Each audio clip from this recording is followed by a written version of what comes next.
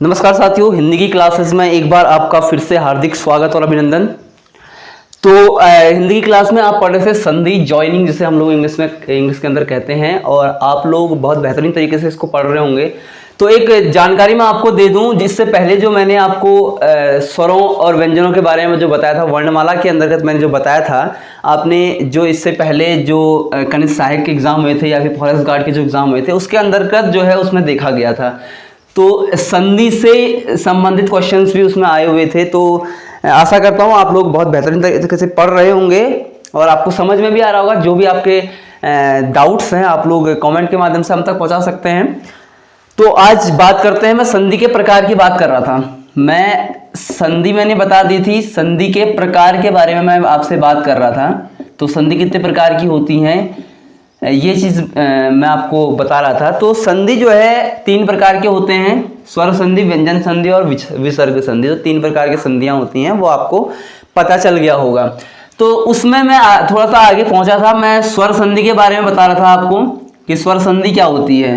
बिल्कुल समझना है, स्वर संधि होती है जब 2 स्वरों का मेल होता है, यानी कि जब हम संधि करते हैं, 2 संधि विच्छेद का जब संधि करते हैं, तो उसमें पहले शब्द में और दूसरे शब्द में जो पहला जो अक्षर आता है वो क्या आता है, स्वर आता है। ठीक हो गया।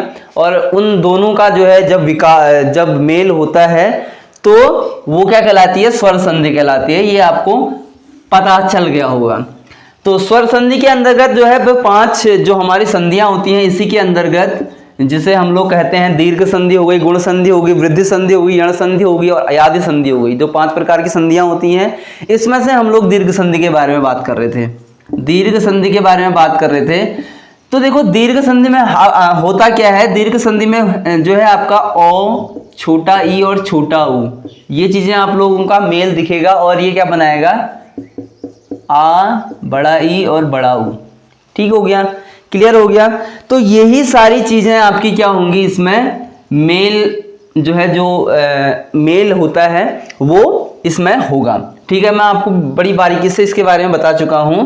तो इसमें क्या होगा, तो यही चीजें आने वाली हैं इसके अंतर्गत। तो मैंने कुछ चीजें बता दी थी, जैसे ओ और ओ मिलकर के आ होता है और आ मिलकर के भी आ होता है। ठीक हो गया।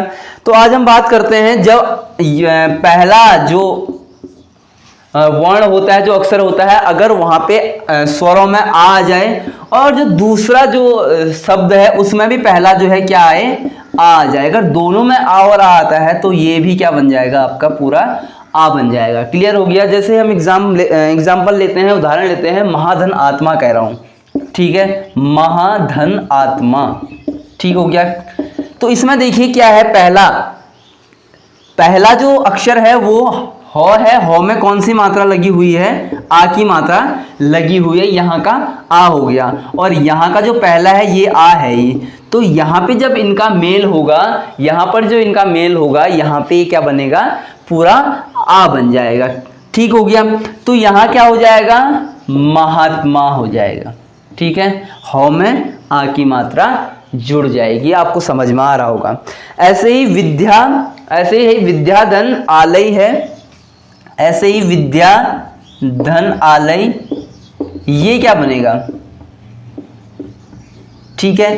तो इसमें देखना क्या है, विद्या का जो द्या है उसमें क्या आ रहा है, आ की मात्रा आ रही है और दूसरा भी क्या है, आ की मात्रा है। तो ये क्या हो जाएगा, विद्यालय हो जाएगा। ठीक है, आपको समझ में बात आ रही होगी।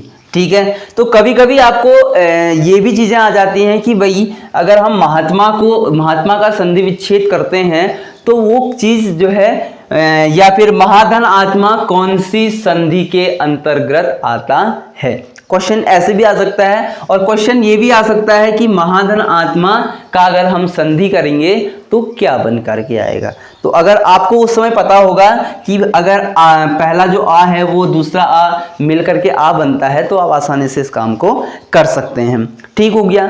तो एक चीज मैं देता हूं, महाधन आनंद, ये चीज आप लोग कर सकते हैं, खुद ही से मेल करके एक नया शब्द जो है आप बना सकते हैं। ठीक हो गया। तो ये तो रही बात, आ और आ मिलकर के क्या बनता है, आ बनेगा। तो ये समझ में आपके आ गया होगा। इसके बाद जो दूसरी चीज आती है वो है ई और ई। छोटा ई और अगर दोनों छोटे ई हो तो ये बड़ा ई बन जाता है, ठीक है।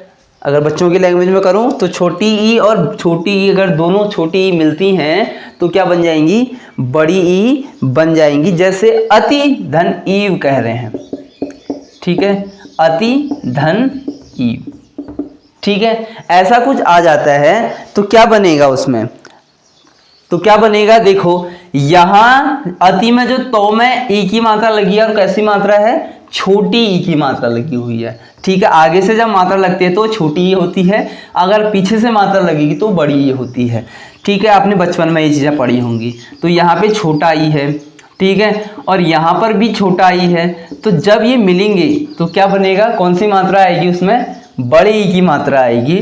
तो ये अतीव हो जाएगा, ये क्या हो जाएगा, ये अतीव हो जाएगा, तो में बड़ी ई की मात्रा आ जाएगी, ठीक है। जैसे कवि धन इंद्र, ये बहुत बार पूछा जाता है, ये बहुत बार पूछा जाता है कवि धन इंद्र। अगर आप इंटरमीडिएट या फिर हाई स्कूल लेवल पे भी हो तो वहाँ पर भी जो है संधि विच्छेद आपका कहीं ना कहीं जरूर आता है। तो और ये बहुत इंपॉर्टेंट चीज़ है, कवि धन इंद्र, इसका संधि कीजिए। तो ये क्या हो जाएगा, आप देख सकते हैं यहाँ पे जो है वो में छोटी ई की मात्रा है और यहाँ पर जो है अगला छोटी ई है। तो ये क्या हो जाएगा, ये हो जाएगा कवींद्र, ठीक है, ये क्या हो जाएगा, कवींद्र हो जाएगा। ऐसे ही जो है मुनिधन इंद्र है, अगर आपको समझ में आ रहा है तो आप इसको जो है कर सकते हैं, ठीक हो गया। तो ये तो रही बात ई, छोटा ई और बड़ा ई, जब छोटा ई और छोटा ई ही मिलेगा तो क्या बन जाएगा, बड़ा ई बन जाएगा, ठीक है। ऐसे ही जब छोटा ई और बड़ा ई मिलता है, पहले शब्द में छोटा ई है और दूसरे वाले शब्द में बड़ा ई है, तो ये भी क्या बनेगा, ये भी क्या बनेगा, बड़ा ई बन जाएगा, ठीक है। जैसे हम कह रहे हैं गिरिधन ईस, गिरिधन ईस बहुत इंपॉर्टेंट है, बहुत ज़रूरी है, ये बहुत बार आपके परीक्षा में पूछा जाता है। तो यहाँ पे देखिए रॉ में छोटी ई की मात्रा है और यहाँ पे बड़ा ई है, ठीक है। तो छोटा ई और बड़ा ई क्या बन जाएगा, बड़ा ई बन जाएगा, ठीक है। तो हम जब इसकी संधि करते हैं तो अक्षर लोग क्या कर देते हैं, इस प्रकार का लिख देते हैं, गिरीश लिख देते हैं, लेकिन ये होता क्या है, गिरीश होता है। रॉ में जो है बड़ी ई की मात्रा आएगी तो गिरीश हो जाएगा, ठीक हो। इसके बाद जो है परिधन इक्षा, ऐसे ही एक है परिधन इक्षा, तो ये क्या हो जाएगा, पौ आ जाएगा, रॉ में छोटी ई की मात्रा है और यहाँ अगले में बड़ी ई की मात्रा है, तो ये क्या हो जाएगा, बड़ी ई की मात्रा लग करके परीक्षा हो जाएगा, ठीक हो गया। इसके बाद जो है सेम इसका उल्टा भी वही रहता है, अगर छोटी बड़ी ई की मात्रा पहले हो और छोटी ई की मात्रा बाद में हो तब भी क्या है, बड़ी ही आ जाएगी, ठीक है। इसको बताने की वैसे मेरे को ज़रूरत है नहीं, ऐसा मुझे लगता है। अगर जो है दोनों ई बड़ी हो, दोनों बड़ी ई में हो तो ये भी क्या बन जाएगा, बड़ी ई बन जाएगा, ठीक है। दो जैसे रजनी धन ईस, ठीक है, रजनी धन ईस, ये क्या बन जाएगा, यहाँ पे देखो 9 में बड़ी ई की मात्रा है और यहाँ तो बड़ी ई की मात्रा है ही, तो ये क्या बन जाएगा, रजनीश बन जाएगा, ठीक है। समझ में आ गई होगी बात, रजनीश ये बन जाएगा, ठीक है। इसके अलावा ये तो रही ई की बात, अगर जो है छोटा ऊ और छोटा ऊ दोनों छोटे ऊ हो, पहले शब्द में भी छोटा ऊ हो और दूसरे वाले शब्द में भी छोटा ऊ हो, तो वो मिलकर के क्या बन जाएगा, वो बड़ा वाला ऊ बन जाएगा, ठीक है, बड़ा ऊ बन जाएगा, ठीक है। जैसे भानुधन उदय, भानुधन उदय, इस पे देखो जो ये वाली मात्रा होती है छोटे ऊ की मात्रा होती है, ठीक है। तो भानुधन उदय तो ये बन जाएगा आपका भा, तो आप लिखोगे 9 यहाँ का ऊ यानी कि छोटा ऊ और यहाँ का छोटा ऊ बनकर क्या बन जाएगा, बड़ा ऊ बन जाएगा। तो भानु की जो मात्रा होगी ऊ की वो इस प्रकार से हो जाएगी। और दय, भानु दय, ठीक है, भानु दय ये हो जाएगा, ठीक है। जैसे गुरुधन उपदेश, गुरुधन उपदेश, गुरुधन उपदेश, ये क्या बन जाएगा, गुरु उपदेश बन जाएगा, ठीक है। तो छोटा ऊ और छोटा ऊ दोनों अगर छोटे ऊ हो तो क्या बन जाएगा, वो बड़ा ऊ बन जाएगा, ठीक है, बड़ा ऊ का रूप वो ले लेगा। ऐसे ही अगर पहला वाला छोटा और बड़ा, दूसरा वाला बड़ा ऊ हो तो क्या हो जाएगा, वो भी बड़ा ऊ बन जाएगा।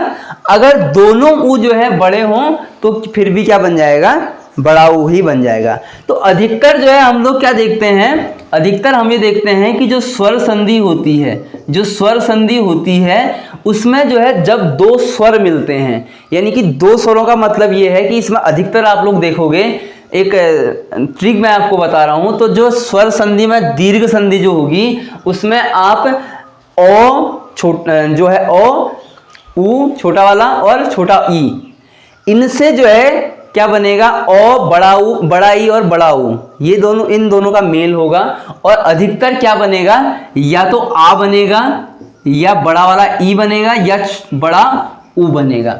तो ये आप ध्यान रखें, जहां पे जो है आप देखेंगे कि बड़ा जो है आ, बड़ा ई और बड़ा ऊ जहां पे आएगा वो समझ लेना कि ये स्वर संधि होगा। और स्वर संधि में भी कैसा संधि होगा, वो होगा दीर्घ संधि होगा, ठीक है, वो क्या होगा, दीर्घ संधि होगा, ठीक है। तो इसके बाद अगली वीडियो में हम देखेंगे गुण संधि के बारे में, गुण संधि के बारे में देखेंगे, जो मैं आपको बता रहा था कि स्वर संधि के जो 5 भेद होते हैं, दीर्घ संधि, गुण संधि, यण संधि, अयादि संधि।